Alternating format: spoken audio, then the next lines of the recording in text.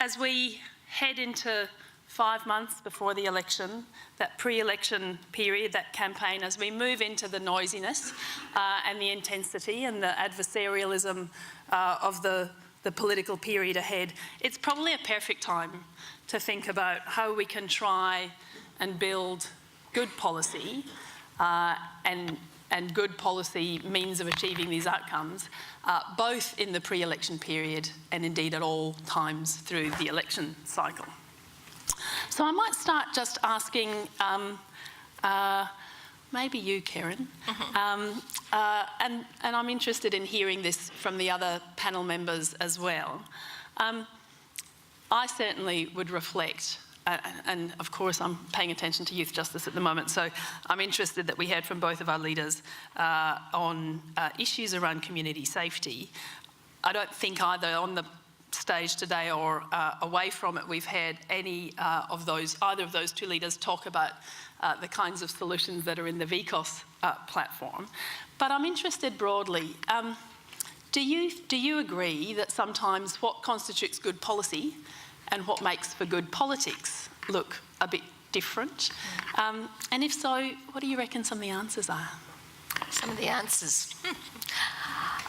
Well, I do agree. I think it's really difficult to develop good policy in an election environment, because one of the things we really need for good policy is time, and to get the right people at the table and to be really thrashing out the complexity of a particular issue.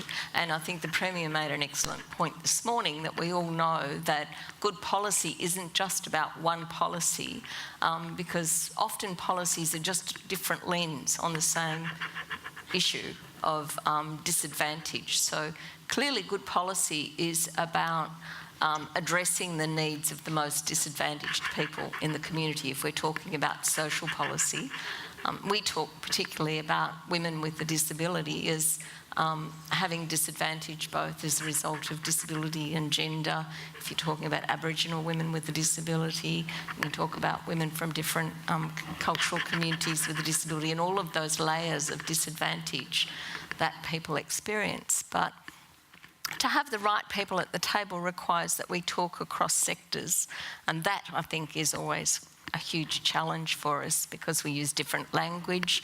We get quite righteous about the language that we use, and often so we speak at cross purposes. And I think that's something that we really have to take on in order to more effectively work together and collaborate in order to achieve an outcome. And in the next 6 months, that's quite a challenge, I think, to be able to do that. So we're not just starting from scratch, we're starting from a base of having already developed those relationships and getting together, getting the right people. And I suppose I just need to say, I think the right people at the table are about having people with lived experience of the issue, often quite difficult to achieve. We need to make an effort to invest in that, as well as having the practice wisdom of people who work in the sector, and having the data, which again is often really difficult to achieve, because our data doesn't always disaggregate around disadvantage. Thanks. And I'm keen, because it goes to the heart of really what this panel is about, which is the kind of point around collaboration and what some of the enablers and barriers to that are. So we might come back to that. Rob, you're not a stranger to the political side of it. What's your thoughts? How often do good policy and good politics come together? How often are they far apart? And to the extent that they sometimes seem far apart, what are some of the solutions?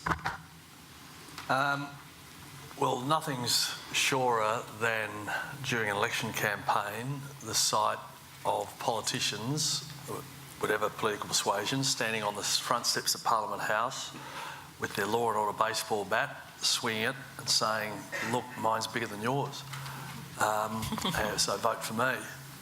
It happens every election time. It happened every election I went through, and I went through many of them, including one federally. Those of you who didn't know, I was a federal member for a short period of time. I apologise. I'm the one to blame for Bob Catter being in federal parliament. He beat me. So I apologise to everyone here for that, and the rest of Australia. But there's nothing surer. So my law and order baseball bat is bigger than yours. You'll see politicians saying we're going to be tougher, we're going to make our community safer by locking more and more people up.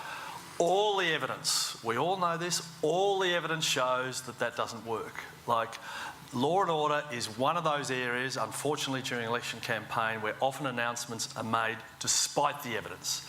You would hope that good policy is made based on the evidence, and sometimes that evidence takes a long time to ascertain and to evaluate, and you hope that policy is made based on that evidence. But in the law and order space, particularly around election time, often announcements are made despite the evidence.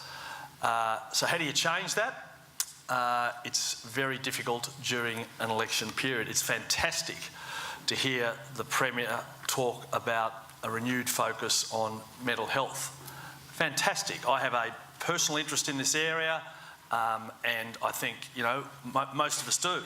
That's great on the one hand, but on the other hand, let's not forget that our jails are 21st century asylums. Our jails are full of people who have mental health issues. And that's because of our current system, our current adversarial system, where as a community we have this community bypass where, you know, we see a victim on our television news and we feel so much sympathy for the victim as they walk out of court saying that the sentence imposed wasn't enough when they lost a loved one.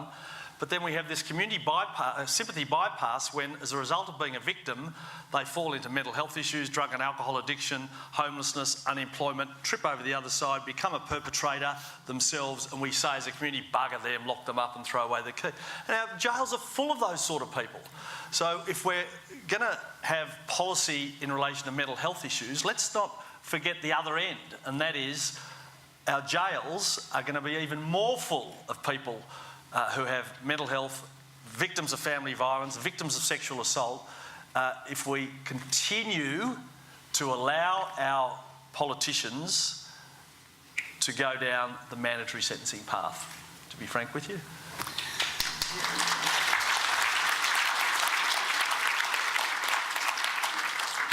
So, Tessa, from where you sit in the different roles that you've performed, I mean, what do you think, both in terms of the divide sometimes between good policy and good politics, and also in terms of how you do what Rob's challenging us to do, presumably, which is how do you counter some of that narrative?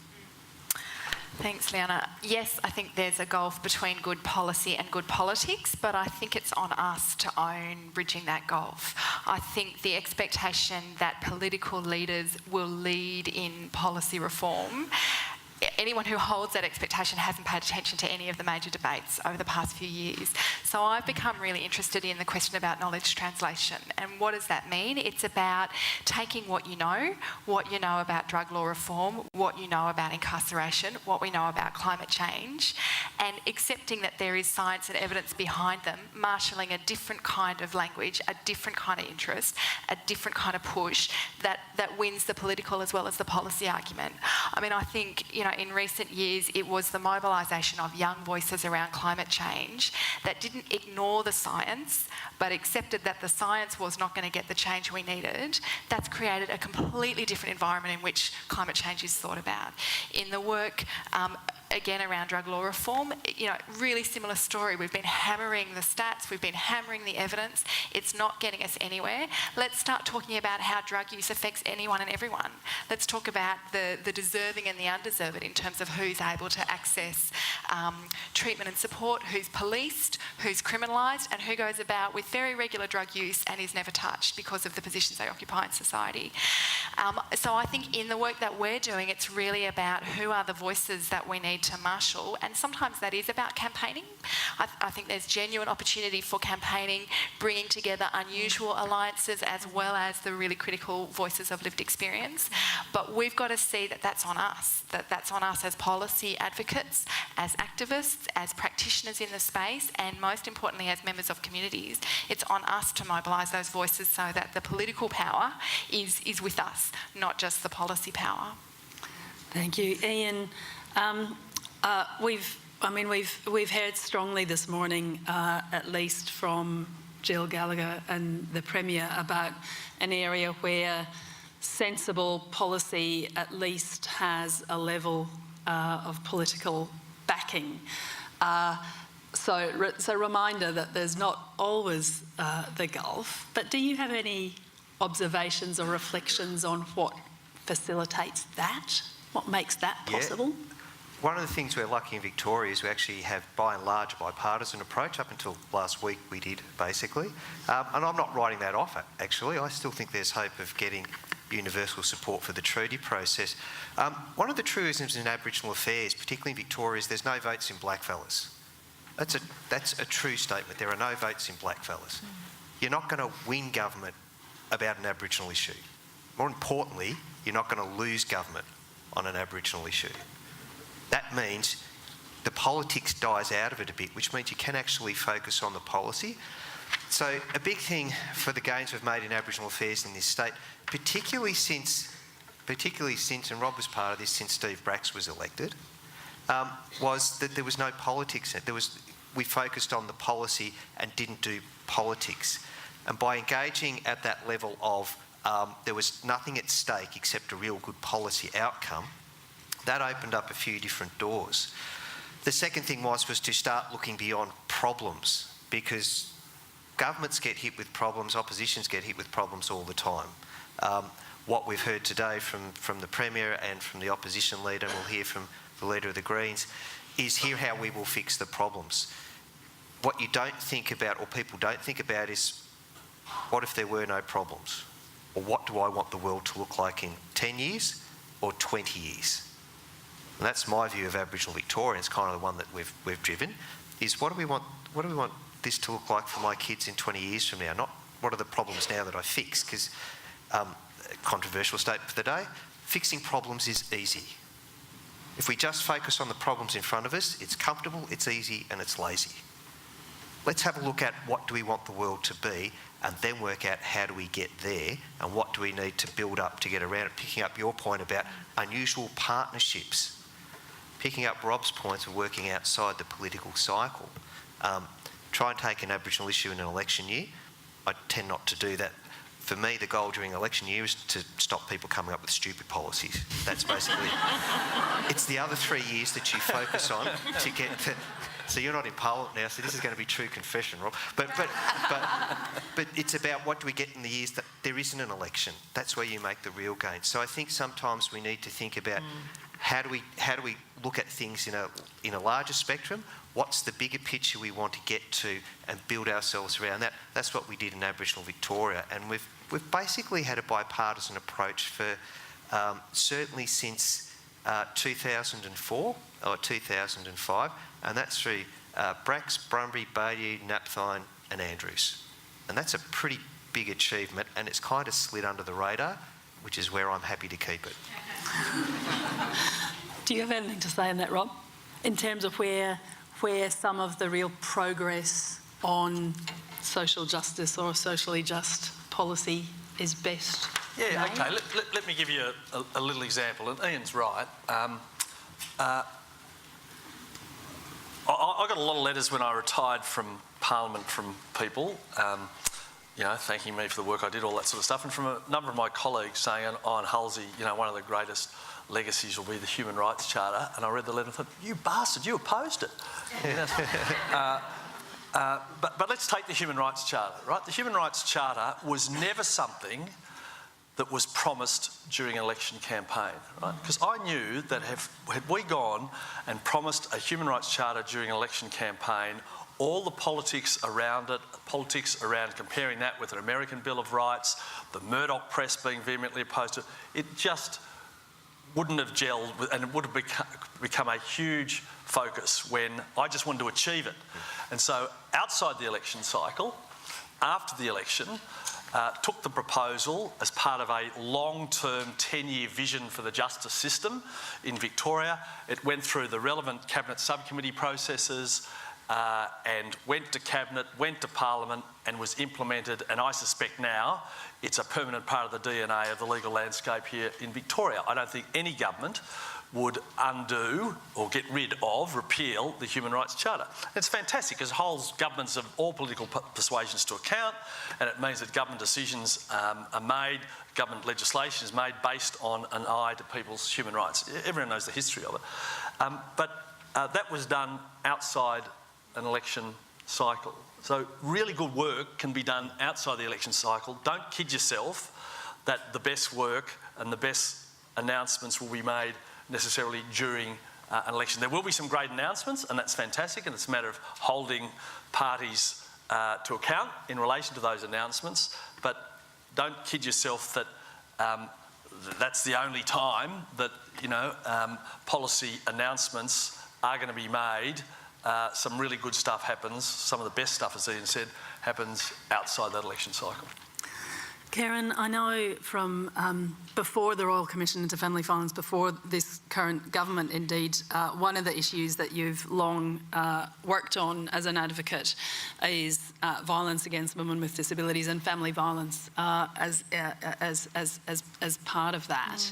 Do you have any observations about the past 4 years, about the shift in terms of action on family violence and about the role that a couple of things have played, both the election cycle and how that has fed into or driven the progress or not, and also back to the, one of the topics of the panel, to what degree has work across sectors and between sectors been important? How's that played out in the family violence reforms? Well, maybe I'll start there because I think for us the work across sectors started back in 2000 started way back when we started advocating for representation of women with disabilities on the Family Violence Steering Committee. I think that was 2005, and it took us probably about 12 months to get on there because there's already quite enough people on there. We can't fit anymore, and disability is just another one of those many issues that we should be thinking about. So,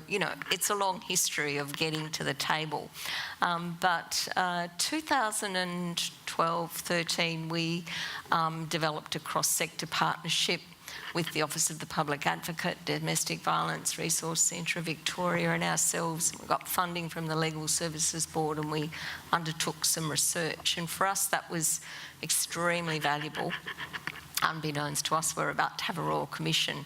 But we did, in fact, gather the evidence across those sectors, and with the work that was being undertaken in the Office of the Public Advocate, we were able to gather data on women with cognitive disabilities, and we were able to draw on the expertise of the family violence sector. And I think that partnership, it took us a lot longer than we thought because it was, again, it was talking across sectors with different language and different understandings and gender, and so it was a really rich conversation around what we're actually talking about when we talked about family violence. But from that, we were able to present to the Royal Commission what we knew about, for the first time, family violence for women with disabilities in Victoria, and indeed for people with disabilities in Victoria. And so that, I think, positioned us really well. But I think the other thing that was really obvious with the Royal Commission is that they were very serious about looking at different population groups and the different ways that violence is played out in different population groups, and community violence, and the way the Indigenous community conceives of violence might be different to the way a non-Indigenous community conceives of it. So there was, I think, a lot of opportunity to really explore those issues and to talk together through the different reference groups and steering committees that were set up. And that's been critical in continuing to go forward. And sometimes it is a cast of thousands around the table, but it does mean that we all do get to keep adding a particular perspective to the story. And I think that what I've seen with the implementation of the family violence reform is that it is really striving to be intersectional, to understand that we're not all just one thing, that we have many identities, and those different identities can affect us in different ways. It's also taken real account of the drivers of family violence and prevention, which I don't think has happened even internationally in the way that it has in Victoria. And, you know, so again, those bodies that were developing evidence, Vic Health, then Our Watch, and all of the work that's been done to gather the evidence and put it forward, that's been a movement that's been really important to get us to this point. And so people say Victoria is well ahead of the rest of Australia and in many ways the rest of the world in what we're doing. And yet we've still got a very long way to go. We still haven't got it right. And we still see our different positions being in competition with one another about where the resources are going to go and how the actual design is going to be. So I don't know whether that's answered the question. I think it does. I'm interested in hearing, we'll have some time for audience questions in a moment, but maybe if we can hear from at least Tessa and Ian, maybe any of the other panellists. I'm interested in hearing, a number of you have mentioned the importance of working together with others across sectors, with people with lived experience at the table to tackle really negative narratives, to put issues on the table, to get a much stronger understanding of an issue. What are some of the things that really both impede that? What gets in the way of that? And where you've seen it work really well, and you talked to Ian about managing across and outside of the election cycles, managing to build an agenda around Aboriginal Victorian issues that was pretty consistent. I'm interested in what enables that to happen. First of all, taking the rule book and just throwing it that way, that's a good starting point. You have to start with, I suppose, as I said, that bigger picture. What do I want the world to look like in 10 years or 20 years? I found thinking about everything, instead of just a sectional thing or one thing, thinking about everything. Because when you think about, this one question that drives me nuts in Aboriginal affairs, I mean, really sends me over the edge, is when people say, what's the one thing we can do that will make all the difference? In my mind, it's the one thing you could do is turn around and walk out the door. Out my mouth comes, there is no one thing, there is everything. You have to do everything, you have to do it all at once, you have to do it properly, and you have to do it over a long period of time. And then you have to think about, okay, 20 years and we're doing everything, who do I need in the room to do that? And that's one of the keys of getting people in the room who normally wouldn't sign up, is people have an entrenched position or a view that you have an entrenched position. I found going to people and working through the stuff around, I don't have an entrenched position. I have an outcome I want to get to, and I'm looking for allies in this. So one of the big reform groups that we worked around the Aboriginal, and it got mentioned this morning, the Aboriginal Heritage Act, and later the Victorian Traditional Owner Settlement Act, was the Australian Minerals Council, their Victorian branch. We looked at what we had in common, not what we had in difference. Well, not what we had different. Found some common ground and used that to work through. I mean, that was the Australian Minerals Council, and I'll be honest, blackfellas and minerals councils, not known to sit next to each other at the football by and large. But we looked for what got us together on this stuff. I mean, that's just an example. Thinking creatively about how you prosecute an argument, the Traditional Owner Settlement Act, I'll use that one. There is so many social reasons to do that. There are so many moral reasons we should do that. The one thing people hadn't done was the economic reasons why we should do it.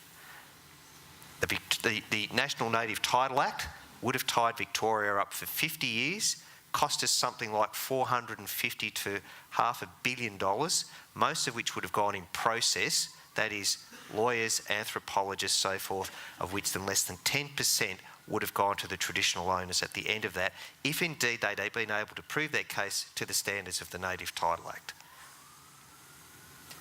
So what we did was say, what if we don't use that act? What if we come up with something different? And prosecuted the economic case for that. And the one Rob took to Cabinet was, we can do this in 10 to 20 years. It'll cost us about $350 million max, and the bulk of that will go to the traditional owners not caught up in process. And by moving through the whole land rights process in 30 years less than it's estimated under the current regime as it was then the Native Title Act, what is the impact on the Victorian economy? That's what got John Lind as the then Treasurer over the line. I'm probably telling Rob how they work, but that's what we did, the economic arguments. I've still got the envelope somewhere buried at home that we did the sums on the back of it. We actually did it and then wrote up in briefs and so forth to put that argument. So looking for those different ways of doing it, and then getting those people on side who you mightn't otherwise have in common things in Commonwealth, if you go down the traditional route you've gone, and then trying to build your allies around that. You have to be creative. You have to be craftier than a shithouse rat, to be honest, sometimes. But that's what you've got to do. But keep your eye on the prize, which is at the end of it, what does this look like in the long term? What might this be? Thanks, Ian. Tessa, anything you'd add from real collective advocacy efforts? You made a pretty strong point before, I think. You said it's on us, by which I hear it's on advocates, it's on community sector organisations to build the collaborations, to make joint advocacy and effort happen. When does it work best? Look, I think I'm really excited about collaboration because I think it is the basis for genuine, effective, community sector-led innovation that is about improving the lives of the people we're here to help. And so that's really what drew me to the work I'm doing currently with Health Justice Australia, which is to support the growing interest in health justice partnerships. And if I can talk about that, it both gives you an idea and some insight into what are the enablers and also what are the barriers that you have to work through. So health justice partnerships are essentially collaborations between health and legal organisations that bring community sector lawyers into the health team, into the healthcare team in either hospital or community settings. They're a response to the recognition that many people have underlying causes of poor health that come from problems lawyers can help solve, like poor quality housing, mould in public housing, refusal of landlords to install handrails to enable people with mobility to continue living independently at home, credit and debt issues, family breakdown, family violence, elder abuse, a whole range of things going on in people's lives that really undermine their health. Community lawyers have recognised that many of the people who need their support are never going to walk through their doors. They're not going to walk through the doors of legal aid or community legal centre offices, but they are going to identify those problems in their health settings. So it's practitioners who have taken their services out of the shopfront into the settings that people trust, in this context, health settings. Recognising that that setting of trust and the trust that people have with their health professionals can be a doorway, a pathway into a whole different way of thinking about access to services. So the first thing that comes from that, and the real enabler around partnership, is the bit about recognising that takes a shared objective, that the really critical element of effective partnership is organisations or practitioners sharing an objective around usually someone else's life. And in doing that, they need to give up some of their power, some of their control. And so that, I think, is the first real barrier that we need to name, that for us to collaborate effectively, we need to be willing to give up and to share some of the power, even though we don't often know that we have it, to be really effective in that work. The second thing that we've seen coming through the growing interest and effectiveness of these partnerships is how relational the work is. So a huge part of these partnerships is about community sector lawyers and health workers working together to understand what are the underlying causes of poor health and how can they provide better responses to them. But there is no space, very little space currently in discussions, particularly with legal service funders, but in, I think, discussions with service funders more broadly, to say we want you to fund the practitioners in our space to work with other practitioners, because we think there's a story to tell here that is about changing the capability of our service system, and to do that we need to invest in that capability. In the time that I was working on social policy at the Commonwealth level, there was one program across almost 7 years that I was at VCOSS where I could name that as the purpose of funding, and that was the Partners in Recovery program that was about funding services to work together around persistent and chronic mental illness. Where is the capability? Where is the investment in that kind of relational work that allows services to reshape what they're doing around community needs? The other space that's happened is in the VACCHO movement, and it's funded by Medicare. Critical lever, and obviously Ian, you can speak much more to that, but the capacity for services to reshape what they do around the communities that they are here to serve is really critical, and I think is the real opportunity that you have in these partnerships. And the third and final thing I want to say is, you know, much as I love the concept of lawyers in health settings, much as that speaks to a lot of the work that I've done in the past, there's a much bigger picture here. And that's where I come back to that opportunity that collaboration gives us. If we can start to understand what it is about collaboration that makes services much better able to meet community needs, that's translatable well beyond lawyers in, name your major hospital or health service here. That's translatable to how we as a sector become much more effective in meeting the needs, the diverse needs of communities right across the spectrum. And so I think, again, that opportunity for us to lead in innovation and to really take politicians and policymakers through that in a way that arms them for really effective change, that's what I think of as being on us, and we're arming ourselves well to be able to do that. Beautiful, thank you. And a few of you have named funding and competition as one of the barriers to this genuine collaboration. I would say for my part, I think funding in terms of the relationship with government and funders, we have to name that as one of the factors that can mitigate against advocacy. I've just had the 5-minute sign, which means I'd better get over to some questions from the audience. Does anyone want to ask a question of any of our panel members, or indeed all of them? Come on, you're all so keen to ask questions of Matthew Guy. I think Mary, there's a woman in the row. Hello, I'm Bev Moss. It's probably a comment more than a... it's about how we use language, really. And I've been listening to you saying family violence. And family violence, I think I might read this because it's about language, a bit tricky. It gives violence a category, doesn't it? It sort of domesticates it, like it's something that belongs to a family. And to me, violence is violence. And so you look at the word, when you say family, it's a soft, F is a soft word, isn't it?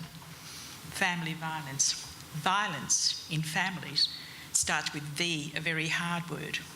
And I think if you say it to yourself over and over, I think it actually gives you a different feel about it.